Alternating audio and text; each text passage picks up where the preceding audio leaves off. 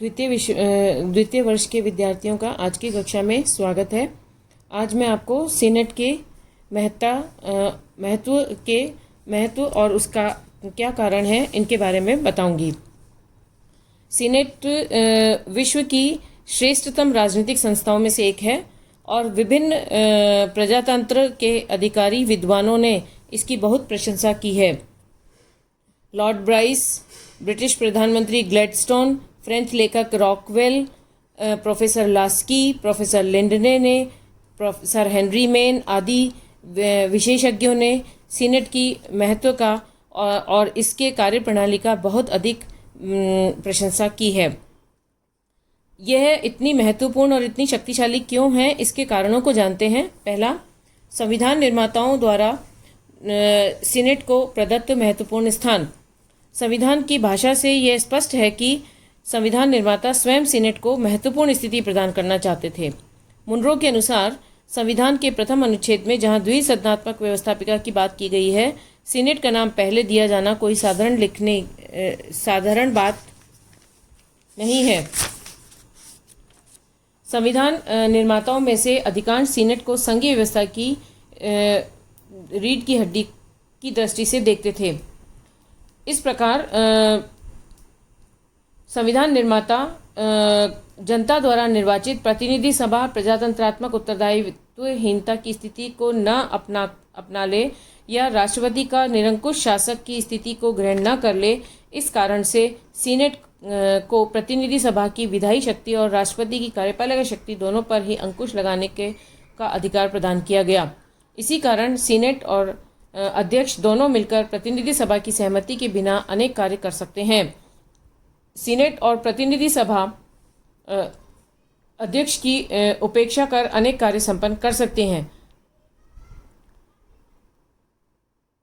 इस प्रकार संविधान निर्माताओं द्वारा सीनेट को शासन के गुरुत्वाकर्षण केंद्र की स्थिति प्रदान की गई है। दूसरा, सीनेट की विशेष शक्तियाँ। संविधान और परंपराओं के आधार पर सीनेट को कुछ विशेष शक्तियां प्राप्त हैं जो विश्व की किसी भी व्यवस्थापिका के द्वितीय सदन को प्राप्त नहीं हैं, और इन शक्तियों के आधार पर सीनेट की महत्ता बहुत अधिक बढ़ जाती है। कानून निर्माण के क्षेत्र में सीनेट प्रतिनिधि सभा के समकक्ष है, और यह बात न केवल साधारण विधेयकों वरन वित्तीय विधेयकों के संबंध में भी सही है। सीनेट की नियुक्तियों की पुष्टि और संधियों की पुष्टि की दो ऐसी शक्तियां प्राप्त हैं जिसके आधार पर सीनेट कार्यपालिका क्षेत्र में अध्यक्ष की साझेदार बन गई है। नियुक्तियों की पुष्टि के आधार पर सीनेट आंतरिक प्रशासनिक कार्यों को प्रभावित करती है, और संधियों की पुष्टि के आधार पर सीनेट के द्वारा वैदेशिक संबंधों के संचालन पर नियंत्रण रखती है। सीनेट की इस कार्यपालिका शक्तियों के कारण उसके सम्मान में अत्यधिक वृद्धि हुई है, और इसी तथ्य के कारण इसने सर्वाधिक योग्य और राजनीतिक दृष्टि से सर्वाधिक महत्वाकांक्षी व्यक्तियों को अपनी ओर आकर्षित किया है।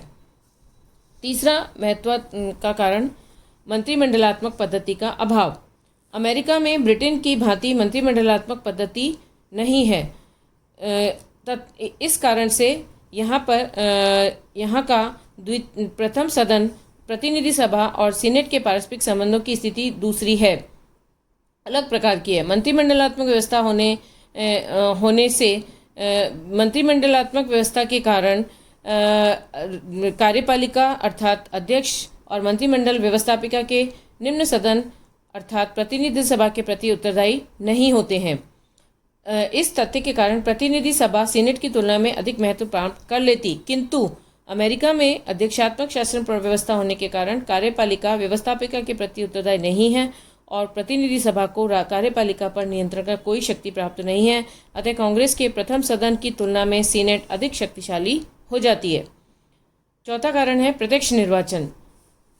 ब्रिटेन की लॉर्ड सभा द्वितीय सदन है और भारत की राज्यसभा द्वितीय सदन है, जो कि सीनेट को प्रथम सदन की तुलना में कम महत्व होने का एक प्रमुख कारण यह है कि इन देशों में द्वितीय सदन के सदस्यों को या तो मनोनयन होता है अथवा अप्रत्यक्ष निर्वाचन, और ये पद्धतियां लोकतंत्र की भावना के प्रतिकूल हैं। अमेरिकी संविधान में सीनेट सदस्यों को 17वें संशोधन के द्वारा प्रत्यक्ष निर्वाचन की व्यवस्था की गई है। सीनेट सदस्यों का प्रत्यक्ष निर्वाचन होने के कारण विश्व के अन्य देशों में जिस तत्व के आधार पर द्वितीय सदन का अपेक्षाकृत कम महत्व होता है, वह बात अमेरिकी राजनीति में नहीं है, और सीनेट के लोकतंत्रीय आधार ने उसे प्रजातंत्र का प्रतीक बना दिया है। निर्वाचन संबंधी एक अन्य बात ने भी सीनेट को अधिक शक्तिशाली बना दिया है। प्रतिनिधि सभा के सदस्यों का निर्वाचन क्षेत्रीय नियम के अनुसार होता है, अतः उनका दृष्टिकोण बहुत संकुचित होता है, लेकिन सीनेटर पूरे राज्य का प्रतिनिधित्व करते हैं और उनका दृष्टिकोण अपेक्षाकृत व्यापक होता है। पांचवां, सीनेट का स्थायित्व और सीनेट सदस्यों का दीर्घ कार्यकाल। सीनेट का स्थायित्व तथा सदस्यों का दीर्घ कार्यकाल भी सीनेट की शक्ति में वृद्धि का रहस्य है। सीनेट इस अर्थ में स्थायी है कि न तो पूरा सीनेट कभी भंग होता है और न ही सीनेट के सभी सदस्यों का कार्यकाल नए सिरे से शुरू होता है। सीनेट सदस्यों का कार्यकाल 6 वर्ष है और 6 वर्ष के इस कार्यकाल का महत्व इस दृष्टि से है कि इसकी तुलना में प्रतिनिधि सभा का कार्यकाल 2 वर्ष ही है। प्रतिनिधि सभा के सदस्य जहां एक बार निर्वाचित होने के लगभग तुरंत बाद ही पुनर्निर्वाचित की चिंता में लग जाते हैं, वहीं सीनेट सदस्य एक बार निर्वाचित होने के बाद लगभग 5 वर्ष तक स्वतंत्रता और निर्भीकता के साथ राष्ट्रीय सेवा में लगे रहते हैं।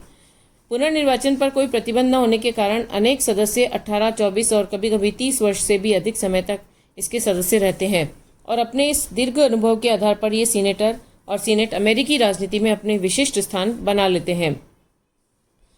छठा, सीनेट का लघु आकार।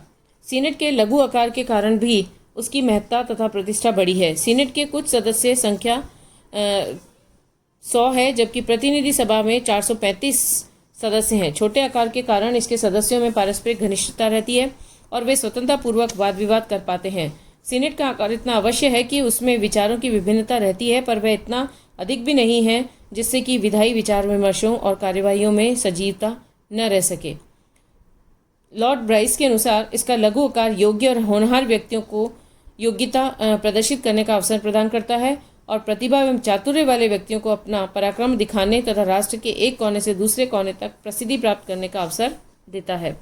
सातवां कारण, सीनेट सदस्यों में संस्था के प्रति सम्मान और परस्पर ऐक्य है। स्वाभाविक रूप से सभी संस्थाओं के सदस्य अपनी संस्थाओं के प्रति सम्मान रखते हैं और उनमें पारस्परिक ऐक्य की भावना होती है, किंतु सीनेट के सदस्य अपनी संस्था के प्रति जितना सम्मान भाव रखते हैं और उसमें परस्पर जितना ऐक्य है उतना अन्यत्र नहीं हुआ है। सीनेट सदस्यों के ऐक्य को दृष्टि में रखते हुए कहा जाता है कि सीनेट सदस्य औसत प्रतिनिधि की अपेक्षा भिन्न प्रकार के राजनीतिक प्राणी होते हैं। वे सीनेट के अंदर एक दूसरे पर कटु आक्षेप कर सकते हैं और कुछ ही देर बाद बाहर वे हाथ में हाथ डाले घूम रहे होते हैं। जब किसी अध्यक्ष के द्वारा सीनेट के प्रति शिष्टाचार या सीनेट की अन्य किन्हीं सुनिश्चित परंपराओं का उल्लंघन किया जाता है तो सीनेट के सदस्य अपने राजनीतिक दल के प्रति भक्ति को भूलकर सीनेट के सम्मान की रक्षा हेतु एक हो जाते हैं। इस प्रकार सीनेट के सदस्यों में एकता के कारण इसकी महत्व को बढ़ाती है। सीनेट की कार्यप्रणाली। सीनेट की कार्यप्रणाली भी उसकी शक्ति का स्रोत है। सीनेट की कार्यप्रणाली ऐसी है कि उसमें सदस्यों के बोलने का समय निश्चित नहीं किया जाता। परिणाम स्वरूप यहाँ विषयों पर विचार अधिक पूर्णता के साथ होता है और निश्चय पर पहुँचने के पूर्व उसके सभी पहलुओं पर पूर्णता के साथ विचार कर लिया जाता है।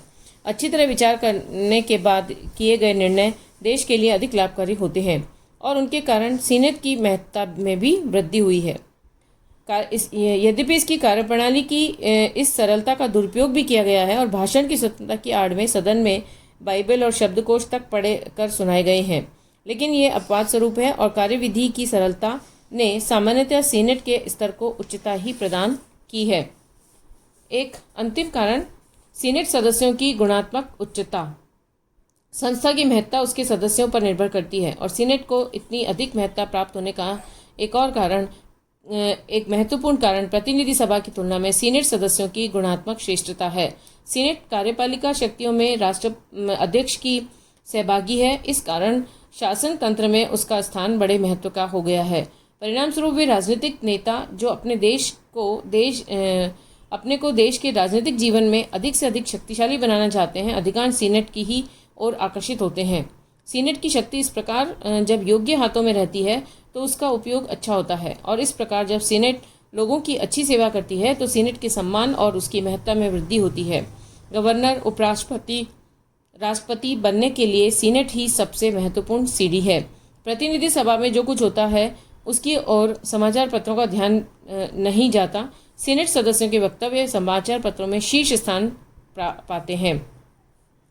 अतः इस प्रकार अमेरिका की व्यवस्थापिका का द्वितीय सदन सीनेट विश्व के अन्य द्वितीय सदनों में सबसे अधिक महत्वपूर्ण और शक्तिशाली है।